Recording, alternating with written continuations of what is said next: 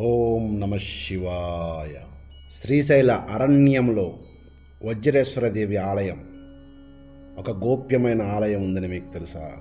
మహామాయల రాణి గూఢశక్తుల సింహాసనం, అరణ్యం గుండెలో అజ్ఞాత రత్నం. శ్రీశైలం పర్వత క్షేత్రం భూలోకానికి భువనేశ్వరి తల్లి తన మణిమయ సింహాసనంగా ఏర్పాటు చేసిన ప్రదేశం. అక్కడ మల్లికార్జున స్వామి, భ్రమరాంబిక అమ్మవారి ఆలయాలు సమస్త భక్తులకు అందుబాటులో ఉండే పరమ పవిత్రమైన తీర్థాలు. కానీ అదే శ్రీశైలంలో దట్టమైన అరణ్యం ముసుగులో వన జంతువుల గీతికల మధ్య వజ్రేశ్వరదేవి ఆలయం ఒక అద్భుతమైన తాంత్రికమణిగా యుగాల నుండి గుప్తమై ఉంది. ఆ ఆలయ స్థానం రహస్యమైనది, రహస్యంగా కాపాడుతూ ఉన్నది. దాని గురించి తెలిసిన వారు చాలా తక్కువ మంది. మహాసిద్ధులు, వనవాసులు, కాపాలికులు మాత్రమే. ఇష్టకామేశ్వరు నుండి 20 మైళ్ళ దూరంలోని మాయా మార్గం. ఇష్టకామేశ్వర అమ్మవారి ఆలయం నుండి 20 మైళ్ళ దూరం. ఇది సాధారణ ప్రయాణం కానే కాదు. గలగలలాడే ప్రవాహాలు సుడిగుండాల మింగిపోవాలంటూ ఉగ్రంగా ప్రవహిస్తూ ఉంటాయి. జలపాతాల గర్జన శబ్దమే మనసులో ధైర్యాన్ని పరీక్షించేలా ఉంటుంది. చీకటి గుహలు, లోపల అడుగు పెడితే ఏ దిక్కుకు వెళుతామో తెలియని మోహమయ మాయ కమ్మేస్తుంది.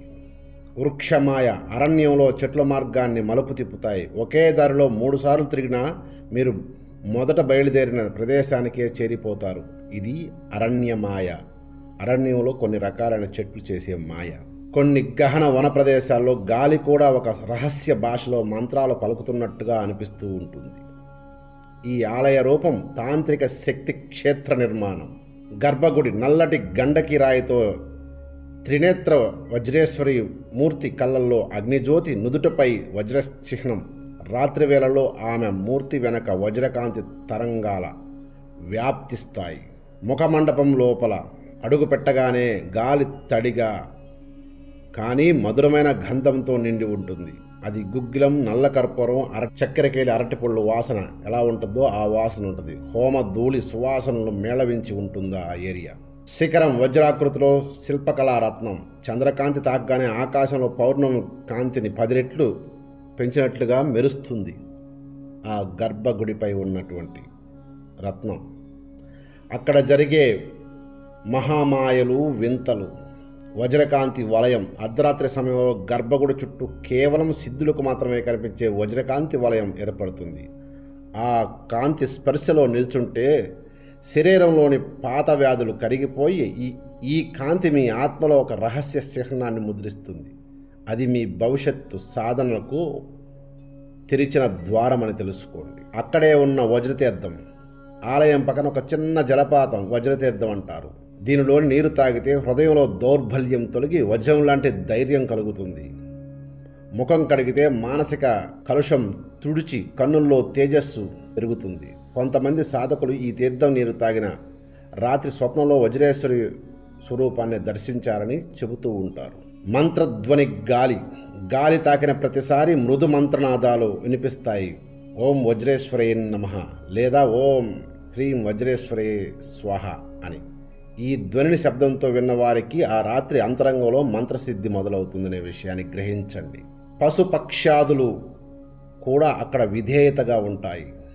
ఆలయ పరిసరాల్లో ఉన్న పులులు, చిరతలు, పాములు సాధకుని కళ్ళలో చూసిన క్షణంలో శాంతమవుతాయి. భయపడిన పదికుడు ఓం వజ్రేశ్వరయ నమః అని ఉచ్చరించగానే అవి పక్కకు తప్పుకుంటాయి. కొన్నిసార్లు దారిని చూపిస్తాయి కూడా. అక్కడే ఒక దివ్య దర్పణం ఉంది. గర్భడి గుడి ముందు ఒక రాయిపై ఎప్పుడూ తడి పొర ఉంటుంది.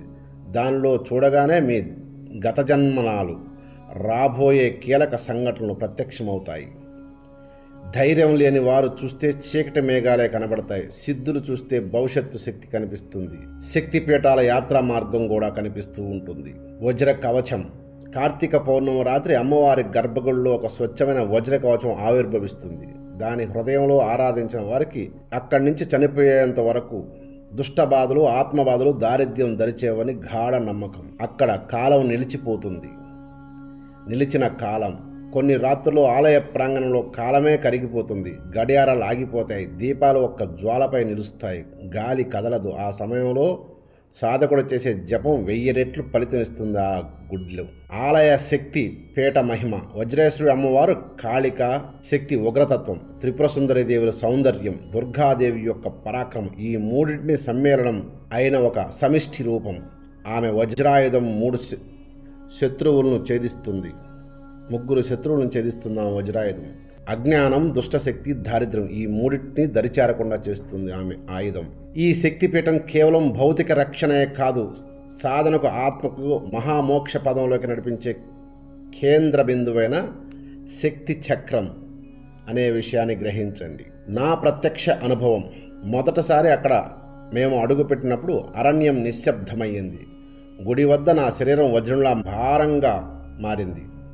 మనసులో గాలిలో తేలిగ్గా అనిపించింది. ఆ క్షణంలో ఒక మృదు స్వరం నాకు వినిపించింది.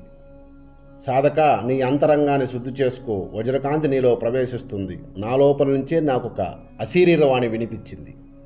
ఆ రోజు తర్వాత నా తంత్ర సాధన దిశ పూర్తిగా మారిపోయింది. అమ్మవారి అనుగ్రహం తోడైతే వజ్రేశ్వర ఆలయం ఒక సాధకుని, వజ్రేశ్వర ఆలయ దర్శనం ఒక సామాన్య సాధకుని జీవితాన్ని కూడా పునర్నిర్మించగలదు అత్యంత గొప్పగా. ఎందుకని ఈ గుడి చాలామందికి తెలియదు, చాలామందికి కాదు, తక్కువ ఒక 10 మందికి ఏమో తెలిసి ఉంటుంది అంతే. దారి మాయా మార్గాలు తారుమారు అయితే అక్కడ ఇట్లు కొత్త దారులు చూపిస్తాయి. రహస్య కాపాలికలు, స్థానికులు కూడా సరైన దారి చెప్పరు. వారి ఈ క్షేత్రాన్ని గోప్యంగా కాపాడుతూ ఉంటారు. సాధక అర్హత, భయం లేని గురు పరంపర అనుమతితో ఉన్న సాధకులకే ఈ ప్రదేశం సానుకూలం. ఇది చాలా అత్యద్భుతమైనది. ఈ గుడిని ధర్మరాజు కూడా దర్శించుకున్నాడని ప్రతీతి శ్రీశైలంలో. కనుక ఇంత అసామాన్యమైన మందిరాలు ఇంకా శ్రీశైల అరణ్యంలో అనేకం ఉన్నాయంటారు. కానీ నాకు తెలిసింది, నేను చూసింది ఇదొక్కటే. సర్వే జనా సుఖినో భవంతు.